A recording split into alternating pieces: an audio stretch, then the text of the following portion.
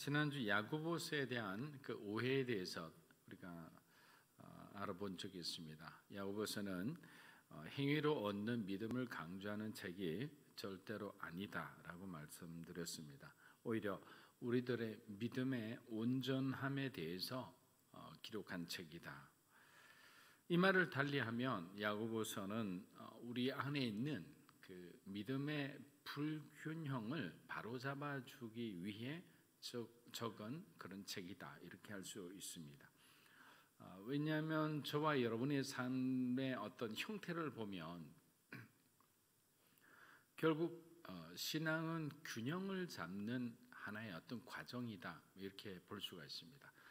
성숙한 사람은, 다른 말로 하면 좀 숙련된 사람은 이렇게 균형을 잘 잡고 갈 거예요. 그런데 신앙의 어떤 초보라든지 또 다른 데 정신이 팔린 사람들, 그런 사람들은 다른 곳을 보고 있기 때문에 아무래도 기우뚱거리며 이렇게 넘어지기가 아주 쉬운 그런 상태가 될 거예요. 그런 어떤 신앙의 어떤 모습을 보인다면 우리는 결코 하나님이 주시는 온전한 복을 여러분들이 누리며 살지 못하죠. 매일 시험에 들기도 하고 또 작은 일에 여러분들이 실망을 하고 또 하나님을 향한 여러분의 어떤 인생의 그 목적이 흔들리기도 하죠. 이것은 다 뭐냐? 우리 삶의 또 신앙의 균형을 잃어버렸을 때, 우리가 정말 온전함을 충분히 우리 안에 추구하지 못할 때, 채워 넣지 못했을 때 일어나는 그러한 현상이다라고 말할 수 있습니다. 평상시에는 이런 것들이 사실 크게 눈에 띄지 않습니다. 그리고 그렇게 중요해 보이지 않아요. 그런데 중요한 것은 이 당시처럼 실제로 박해가 찾아오고 어떤 고난이 찾아오면 우리 안에 있던 이 불균형적인 요소들이 결국 인간관계의 문제를 일으키고 여러분의 삶에, 여러분의 신앙의 어떤 하나님과의 관계의 설정 자체가 어려워지는 거죠. 뭔가 이렇게 딱 붙어가지고 이렇게 가는 것이 아니라 중간에 뭔가 이격된 부분이 있어서 딸그락딸그락거리면서 소리만 요란해지는 거예요. 그것이 바로 온전한 마음으로 이렇게 섬기는 어떤 신앙인의 모습이 아니라는 거죠. 당시 박해가 찾아오고 실제 그리스도인의 삶에 시련과 어려움이 닥치자 아직 믿음이 성숙하지 못했던 초대교회 성도들은 예수 믿으면 복이 온다고 생각했는데 복은커녕 고난만 계속 반복해서 찾아오니까 이건 뭔가 잘못된 것은 아닌가란 의문을 가지기 시작했습니다. 여러분, 신앙이 의문을 가진다는 것은 굉장히 좋은 것이 아니라 위험한 것이죠. 일반적으로 여러분들이 하나님을 믿으면 어떻게 되냐 뭐 이런 질문이 아니고 하나님의 존재에 대해서 여러분의 믿음이 흔들린다, 이런 의미겠죠. 그렇게 되면 매사 모든 것이 의심하게 되는 거죠. 온전하게 하나님의 그 뜻을 바라보고 우리가 끝까지 갈 수가 없는 거예요. 거기에 유대 율법주의자들과 교회 내부에 침투한 이단들, 설상가상 정말 첩첩산중 그런 어떤 형태죠. 이런 어떤 어려움의 소식을 듣자 야고보는 참 믿음을 가진 사람은 두 마음을 품지 않는다라고 아주 그냥 딱 갈라서 얘기를 합니다. 두 마음을 품어서는 안 된다. 너희들이 환경을 바라보니까 베드로처럼 그냥 물에 빠지는 거 아닌가. 하나님을 바라보고 세상에 너의 마음속에 있는 세상을 다 걷어내라는 거죠. 제거해라는 거죠. 그리고 조금도 의심하지 않고 주의 길을 묵묵히 걸어갈 때 너희들은 살아계신 하나님을 너희 인생 가운데 진하게 만나게 될 것이다 라는 겁니다. 그리고 야고보는 시험 당하는 것을 사람들은 부정적으로만 생각하는데 그것은 결코 마이너스 인생이 아니라고 권면합니다. 하나님이 허락하신 시련은 오히려 유익하다라는 말을 합니다. 그래서 자기가 잘못해서 겪는 그런 어떤 어려움들은 우리가 회개해야 될 항목이죠. 그러나 하나님께서 여러분에게 어떤 형태로 허락하시는 어떤 일정 기간 주시는 마치 트레이닝 같은 그런 어떤 고난과 시련인 경우에는 우리가 그것을 믿음으로 통과했을 때 우리들에게 진정한 영적 기쁨이 무엇인지를 알게 해주는 거예요. 여러분, 제가 자꾸만 전도를 강조하는데 전도라는 것은 인간이 누릴 수 있는 가장 높은 단계의 어떤 기쁨이기 때문이에요.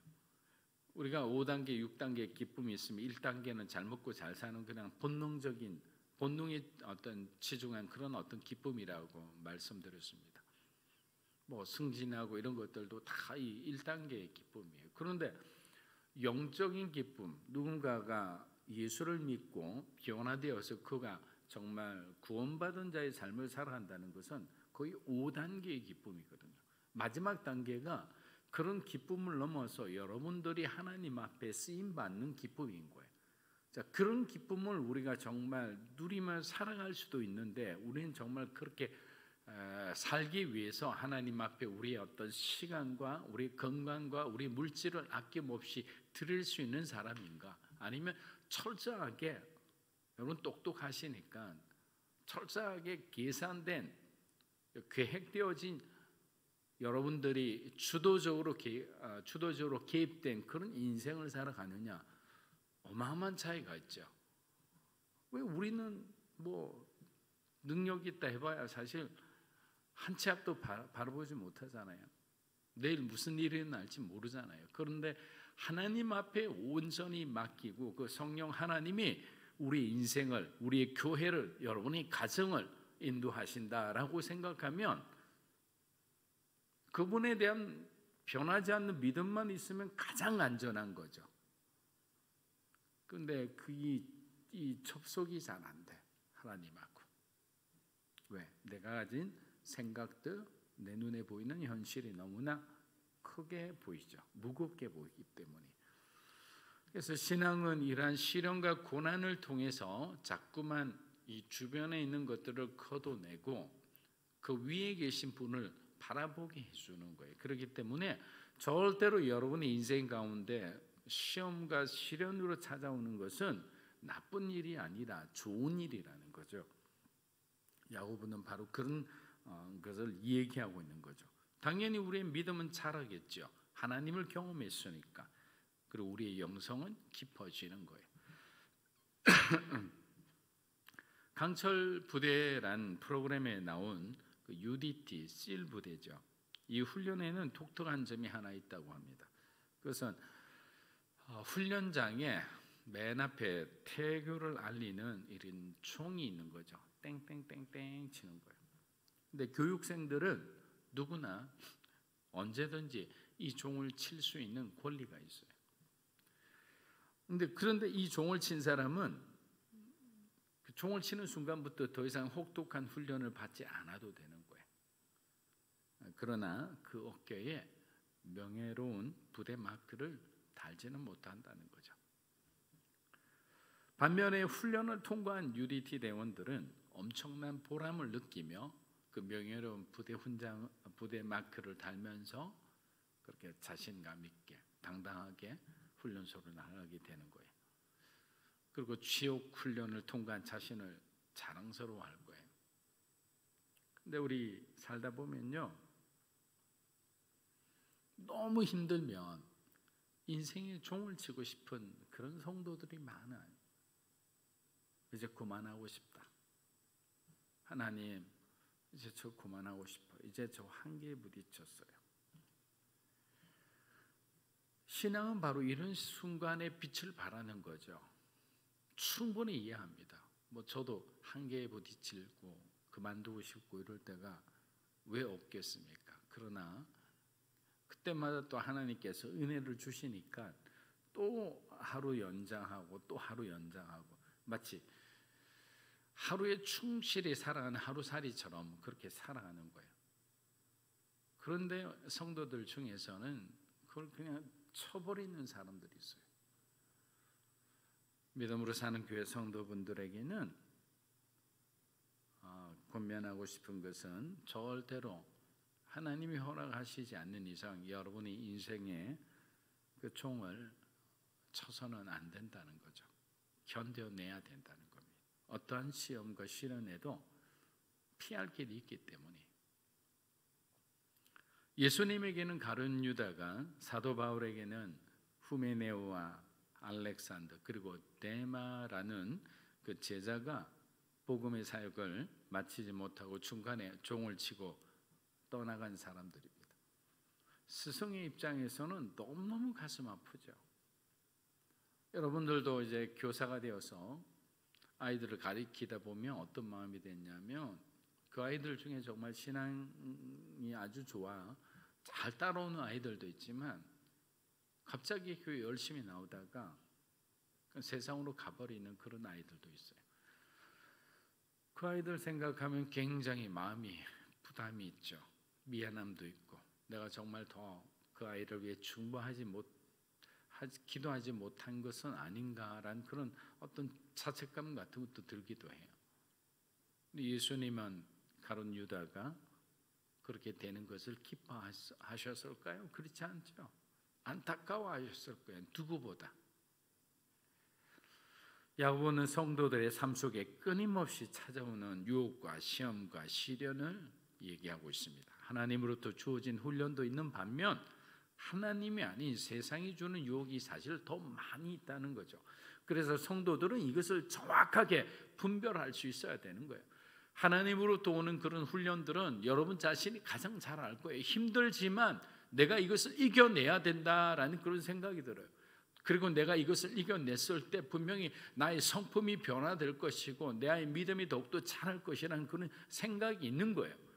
인생을 이제는 계산하지 않고 재단하지 않고 온전히 하나님 앞에 내가 온전히 드림으로 그렇게 살아갈 수 있다는 그런 믿음이 생기는 거예요. 그런데 어떠한 것은 내가 이 시험을 이기지 못하면 큰일 날 것 같다, 이런 마음이 들어요.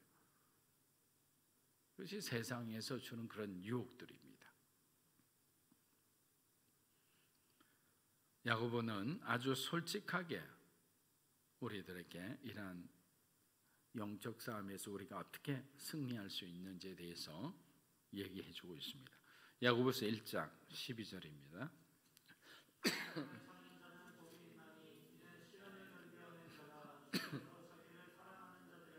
약속하신 생명의 면류관을 얻을 것이기 때문이라.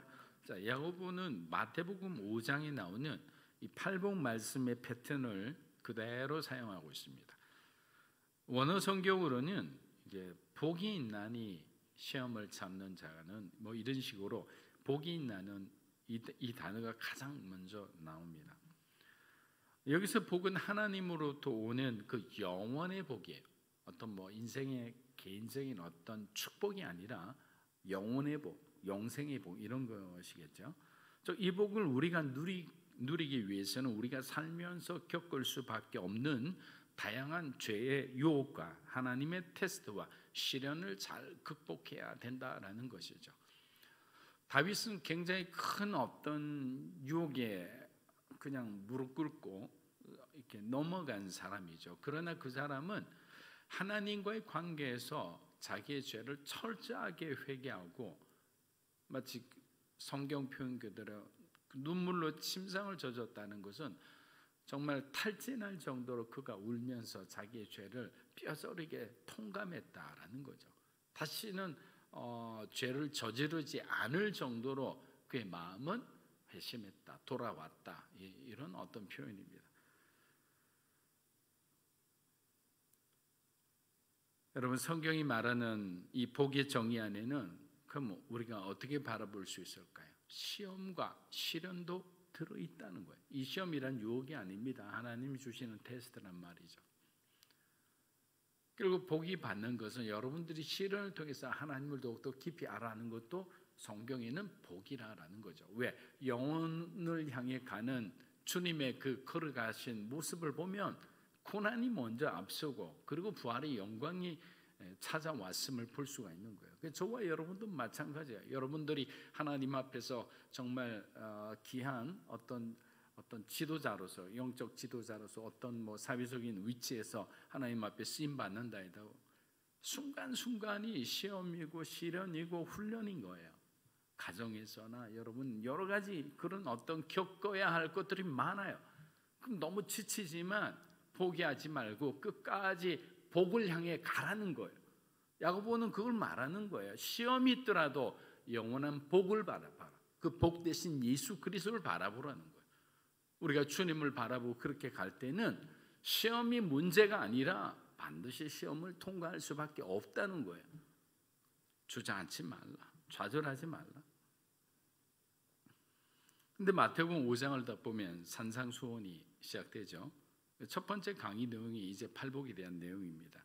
신명이 가난한 자는 복이 있나니 천국이 그들의 것이다 이렇게 나오죠. 근데 처음에는 이 뜻이 알 듯 모를 듯한 의미를 지니고 있어서 이 팔복이라는 것이 그렇게 저한테는 쉽지 않게 다가왔습니다. 근데 시간이 지나면서 강의를 듣고 공부를 하고 나이가 들고 하니까 정말 심오한 뜻이구나라는 걸 알게 되고 또 거기에는 어떤 정적인 표현이 아니라 어마어마한 순종이 포함되어야 함을 또 느끼는 거예요. 그냥 가만히 그냥 어떤 명사적으로 이해하는 것이 아니라 내가 뭔가 그 단어 그 표현 속에 내가 들어가서 헌신하고 희생하고 순종하고 하는 그 모습이 그냥 그 표현 속에 그냥 들들하게 보이는 거예요. 야고보는 그것을 조금 더 현실적으로 말하는 거예요. 우리 한번 볼까요? 한번 읽어보겠습니다. PPT 한번 띄워주세요. 시작. 심령이 가난한 자는 그것을 온전히 기쁨으로 여겨야 하리니 이는 천국이 그들의 것이며 애통하는 자는 그것을 온전히 기쁨으로 여겨야 하리니 이는 그들이 땅을 기업으로 받을 것이며. 이것이 야고보판 우리 팔복이에요. 예를 들면 심령이 가난한 자는 복이 있나니 라는 것이 아니라 심령이 가난한 그 상태를 기쁨으로 받아들이라는 거예요. 애통하는 자는 애통할 수밖에 없는 그런 환경이 있을 거 아니에요. 근데 그 환경 속에서 그냥 견딘 자에게 하나님이 복을 주시는 것이 아니라 그 애통하는 상황 가운데서도 그 애통함을 온전히 받아들임으로 하나님을 기대하는 마음으로 하나님을 바라보는 믿음으로 그 애통함을 견디고 이겨냈을 때 하나님께서는 그들에게 땅을 기업으로 주셨다라는 거예요. 그러니까 이 심령이 가난해질 수밖에 없는 상황과 애통해하며 살아가야 하는 우리의 슬픔을 마이너스로 생각하지 말고 오히려 플러스로 생각하고 적극적으로 그 상황을 견디고 이겨내라라는 말이에요. 여러분 야고보 사도를 보면 정말 공짜로 싫어하는 사람입니다. 공짜로 싫어요. 그의 모토가 마치 신앙생활에는 공짜가 없다 이렇게 말하는 것 같아요. 하나님이 주신 은혜와 축복에도 공짜는 없다는 거예요. 물론 은혜는 값없이 우리에게 그저 주어지는 거지만 은혜 받을 준비가 돼 있어야 돼요. 여러분들 그런 훈련이 돼 있어야 되는 거예요. 여러분 예수 믿지 않는 사람에게 구원의 은혜가 주어지는 것 보았습니까? 주어지지 않죠. 마음을 열고 예수 그리스도를 믿어야 되죠. 로마서 10장에 나오는 것처럼 우리가 입으로 시인하고 마음으로 믿어서 구원에 이르는 거지 그냥 가만히 있으면 구원받지 못하는 거죠. 하나님의 은혜에 대한 반응을 해야 된다는 거예요. 은혜는 이미 우리에게 주어졌는데 우리는 그것을 보고 어떻게 해야 될 건지 이렇게 바라만 보고 있다면 그 은혜가 되지 않는다는 거예요. 야고보는 그걸 본 거죠. 그 은혜가 되기 위해서는 그 가운데 그 공간에 뭐가 있는 거야. 그것이 뭐냐? 성도들의 희생, 성도들의 헌신, 성도들의 주님을 향한 사랑, 성도들의 하나님의 말씀에 대한 순종, 이것이 은혜 되는 삶을 살아가는 비결이라는 거예요. 그렇게 살지 않으면 은혜 받은 것처럼 하지만 그 은혜가 우리 인생 가운데 풍성한 열매를 맺지 못하고 은혜의 하나의 형태만 살짝 비춰지다 그냥 사라져 버리는 거예요. 그런데 계속 풍성하게 열매를 맺는 삶은 그 공간에 여러분들이 최선을 다해 정말 마음과 뜻과 성품을 다해 하나님을 사랑하며 하나님이 뜻하는 그 우리에게 말씀하신 대로 그렇게 살아가는 삶을 살아갈 때 열매를 맺는다는 거예요. 그래서 야고보가 행함이라는 것은 은혜 받은 자에게는 반드시 헌신의 행함이 있고 순종의 행함이 있다, 이런 것을 우리에게 강조하고 또 강조하는 거예요. 그래서 공짜를 싫어하죠. 12절 후반절을 보면 시련을 견디어낸 자가 약속하신 생명의 면류관을 얻게 될 것이라 라고 이렇게 말합니다. 시련을 견디어낸 자. 그런데 이 시련을 견뎌낸 자라는 표현은 헬라 이 원어를 의역한 표현이에요. 의역한. 원래 원어대로 하면 옳다고 인정하심을 받은 자라는 뜻이에요. 그래서 어떤 성경은 옳다고 인정하심을 받은 자는 약속의 생명의 면류관을 얻을 것이다, 이렇게 그냥 성경 개역 한글인가 그렇게 돼 있는 것도 있어요. 이 사람은 무엇에 옳다고 인정함을 받았기에 예수께서 약속하신 생명의 면류관을 받을 수 있었을까요? 여러분, 인정하심을 받은 이라는 이 헬라어 단어는 도키모스라는 단어인데, 이 도키모스라는 단어의 뜻은 용광로에 들어가는 이 재련의 과정을 통해서 이것이 금인지 철인지 돌인지 구분한다라는 뜻이에요. 하나님은 바로 이 도키모스라는 과정을 통해 우리 성도들이 금인지 이 사람이 그냥 쭉정인지 이게 돌덩어리인지를 구분해서 금덩어리만 하나님 나라에 보낸다는 거지. 그렇게 우리 안에서 금덩어리가 되지 못하게 하는 것들은 다 제거해 버린다는 거예요. 그럼 우리가 어떻게 될까요? 욥이 고백한 것처럼 우리는 순금같이 그렇게 되어서 변화되어서 나오게 될 거예요. 야고보는 즉각적인 결과를 가져온다는 식의 말과 표현을 아주 싫어했습니다.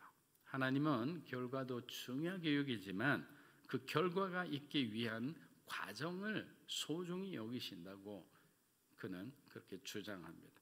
그런데 준비되지 않은 사람이 갑자기 어떤 중요한 위치로 세워지면 본인도 힘들고 상대방도 힘들어지는 거예요. 그래서 하나님은 주의 종으로 살아가기를 원하는 사람들에게 끊임없이 하시는 훈련들이 있어요. 물질 훈련, 환경 훈련, 관계 훈련, 그리고 맨 마지막으로 사람 훈련을 통해 견고한 주님의 일꾼으로 만들어가는 거예요. 물질을 우리가 어떻게 통과해내는지, 여러 가지 환경을 통해서 하나님 주시는데 그 환경 안에서 주님 바라보고 승리하는지, 인간관계 안에서 정말 사람들과의 관계를 잘 풀어낼 수 있는 정말 온유한 사람으로 그렇게 우리가 변해가는지, 마지막에는 이 사람을 통해 정말 힘들고 어려운, 사랑하기 힘든 사람을 붙여줌으로 그 사람을 통해 하나님의 사랑을 느끼고 하나님의 용서를 느끼게 한다는 거예요. 그것이 사역자, 주님이 쓰시는 사람들의 하나의 훈련 방법이에요. 그걸 통과해야만 여러분들은 주님 앞에 헌신자로서 그렇게 쓰임 받을 수 있는 거예요. 그걸 통과하지 못하면 이렇게 그 단계 안에서, 물질 안에서 그냥 맨날 물질 문제 때문에 고민하는 사람들이 있죠. 그럼 이 사람은 그냥 물질에서 멈춰요. 뭐 사람까지 가기도 어려워요. 야고보서 1장 우리 13에서 15절입니다. 사람이 시험을 받을 때 내가 하나님께 시험을 받는다 하지 말지니 하나님은 악에게 시험을 받지도 아니하시고 친히 아무도 시험하지 아니하시느니라. 오직 각 사람이 시험을 받는 것은 자기 욕심에 끌려 미혹됨이니 욕심이 잉태한즉 죄를 낳고 죄가 장성한즉 사망을 낳느니라. 자, 13절에 여기 나오는 시험을 받는다라는 것은 temptation이란 뜻이에요. 죄의 유혹으로 해석할 수 있습니다. 우리들은 늘 이렇게 사단의 공격에 노출되어 있죠. 하나님은 보호하시려고 하고 사단은 단 한 명이라도 하나님의 그 구원에 대해서 그걸 어떻게 뜯어내서 그냥 이렇게 시험 들게 하기를 원하는 거죠. 방황하게 하기를 원하는 거죠. 영적인 과로, 미아로 만들기를 원하는 거예요. 그 싸움은 주님이 오셔서 마지막 그 백보자 심판하는 그날까지 하나님과 사단의 이 영적 전쟁은 끊임없이 우리들 삶의 주변에서 늘 일어나는 일이에요. 야고보는 기본적으로 굵은 선을 몇 가지 이렇게 쫙쫙 그어 놓습니다. 그 기준이 뭐냐? 첫째는 하나님은 악에게 시험을 받지 않을 뿐만 아니라 우리를 죄의 유혹 속으로 하나님은 밀어넣는 분이 아니다라는 거예요. 여러분, 이 전제를 우리가 명확하게 알고 있다면 하나님을 원망할 거예요? 원망할 필요가 없죠. 원망할 수가 없죠. 왜? 하나님은 우리를 죄의 유혹 가운데 밀어넣는 분이 아니다. 하나님은 우리를 진흙탕 속으로 그냥 밀어넣어서 우리를 그 안에서 막 그냥 세상에서 찌든 사람으로 만드시는 분이 아니다라는 거죠.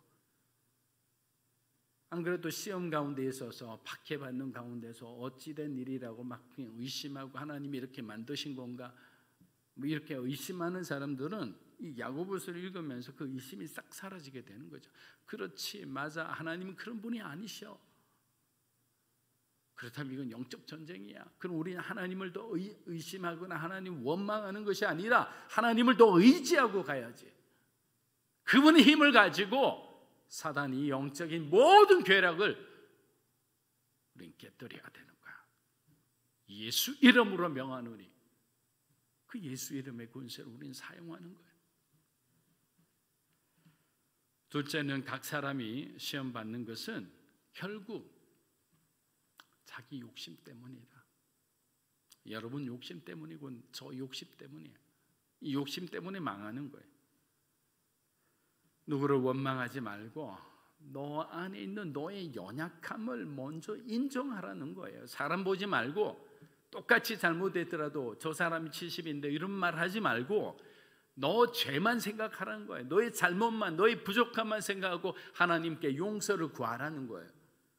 그런데 왜냐하면 우리는 내 부족함을 떠나서 자꾸만 상대방의 잘못, 이 일이 어디에서 온 것인지 자꾸만 다른 곳에서 잘못을 찾기 때문에 해결이 안 되는 거예요. 깔끔하게 내가 하나님 앞에서 그 일에 대해서 정리가 안 되는 거예요. 이상한 꼬리가 남아있듯이 찜찜한 거죠.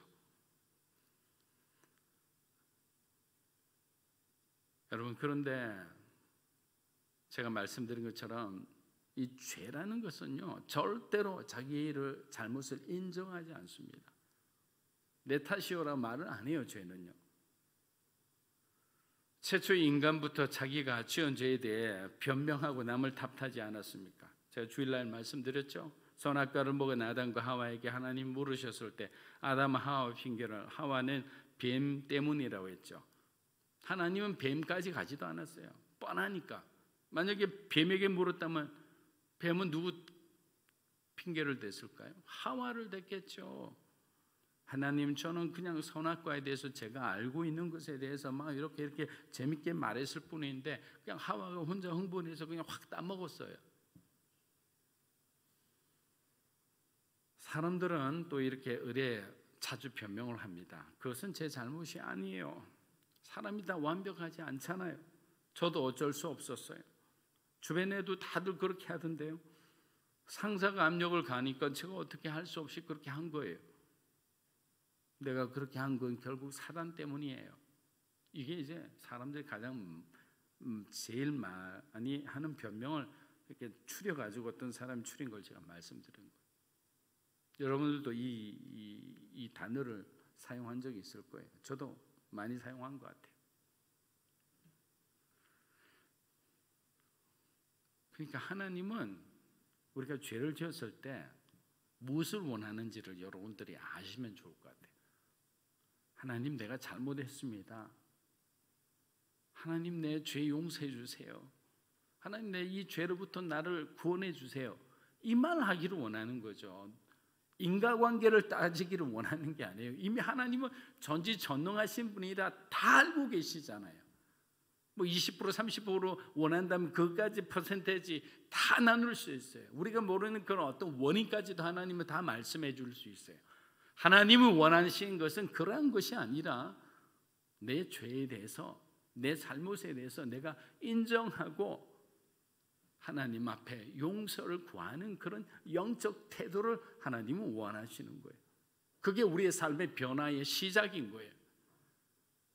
그런 사람을 하나님은 변화시켜서 그들을 정말 장군처럼 변화시켜서 세상을 이 영적인 이 어둠의 세력을 향해서 호령하는 사람으로 만드는 거예요. 그런데 똑같이 우리가 남 탓을 해서는 nothing, 아무것도 일어나지 않습니다. 여러분 절대로 여러분의 방황과 갈등과 죄에 대해 다른 사람에게 전가하지 마십시오. 실제 다른 사람이 여러분에게 그렇게 했다 하더라도 시간이 흘렀잖아요. 그 과거 10년, 20년 전, 5년 전 그 변명의 유효기간이 상실되었음을 기억하십시오. 과거를 묵상하며 살아간 사람이 되지 말라는 겁니다. 과거에 있었던 삶의 중요한 교훈이라면 몰라도 아픔과 상처의 괴로움은 동쪽과 서쪽이 먼 것처럼 던져버리세요. 하나님은 우리의 죄를 그렇게 던져버리신다고 그러잖아요. 사랑하는 여러분, 신구약 성경을 많이 읽어본 사람이라면 오늘 이 구절을 통해 하나의 깨달음을 얻으실 수 있을 겁니다. 그것은 하나님은 우리를 시험 자체로부터 구원해 주시는 것이 아니라 시험 속에 있는 우리를 구원해 주신다라는 사실이에요. 처음부터 막아주시면 좋을 텐데라고 생각할 수 있지만 하나님은 그러한 여러 가지 시험과 트레이닝의 시간을 통해 하나님 자신을 우리에게 아버지로서 계시하는 거예요. 구원자로서 하나님은 계시하는 거예요. 그리고 우리를 구원해 주시는 분이 누구이신지를 알기를 원하는 거예요. 그렇게 구원해 주심으로 또 하나님의 존재가 어떠한 분이신지를 알므로 우리의 신앙은 점점 완성되어져 가는 거예요. 고린도전서 10장 13절입니다. 사람이 감당할 시험 밖에는 너희가 당한 것이 없나니 오직 하나님은 미쁘사 너희가 감당하지 못할 시험 당함을 허락하지 아니하시고 시험 당할 즈음 또한 피할 길을 내사 너희로 능히 감당하게 하시느니라. 사랑하는 여러분, 야고보가 쏟기를 중단하라 이런 식으로 강한 명령으로 말한 이유는 시련 가운데 있다 보면 우리가 하나님을 자꾸 오해하기 때문입니다. 그래서 우리는 아래 것이 아니라 위의 것을 사모하며 그렇게 이 땅의 어떤 성공이 아니라 하나님 나라의 거룩한 주님의 통로로 쓰임받는 그날을 바라보고 그러한 모습을 사모하며 살아가야 하는 것입니다. 말씀을 마무리합니다. 우리는 그리스도 안에서 새로운 피조물이기에 성도들은 첫 열매가 되는 거죠. 이제는 더 이상 하나님과 분리되어서는 안 됩니다. 우리를 향한 하나님의 계획이 드러날 때까지 항상 주의 은혜 가운데 거하는 믿음으로 사는 교회 성도 여러분이 되시기를 주님의 이름으로 축복합니다. 아멘.